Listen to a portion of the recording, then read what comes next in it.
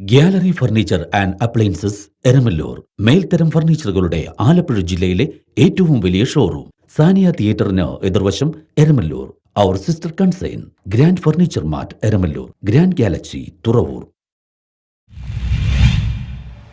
Tripunithura Vaikom road മുറിച്ചു കടക്കുവാൻ കഴിയാതെ കാൽനട യാത്രക്കാർ വലയുന്നു.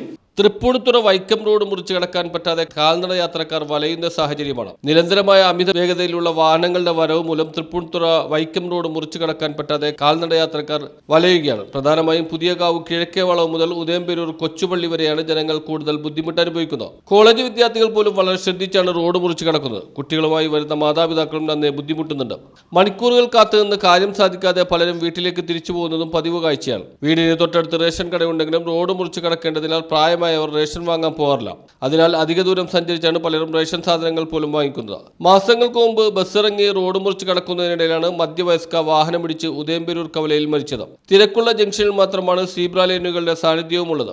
ആലുവ പറവൂർ കവലയിൽ റോഡ് മുറിച്ച് കടക്കാൻ പോലീസ് സഹായിക്കണമെന്ന് കഴിഞ്ഞ ദിവസം മനുഷ്യാവകാശ കമ്മീഷൻ ഉത്തരവിട്ടിരുന്നു. ഉദ്യോഗസ്ഥരുടെ കുറവുണ്ടെങ്കിൽ ഹോംഗാർഡുകളെ നിയോഗിക്കണമെന്നും കമ്മീഷൻ നിർദ്ദേശിച്ചിരുന്നു. വാഹനപ്പെരുപ്പമാണ് പ്രധാന കാരണമായി ചൂണ്ടിക്കാട്ടുന്നതെങ്കിലും ഇനിയും യാഥാർത്ഥ്യമാകാത്ത തൃപ്പൂണിത്തുറ പൂത്തോട്ട നാലുവരിപ്പാതയുടെ വരവോടുകൂടി യാത്രാക്ലേശങ്ങൾ അഴവ് വരുമെന്നാണ് നാട്ടുകാരുടെ പ്രതീക്ഷ. News bureau, Udayamperoor.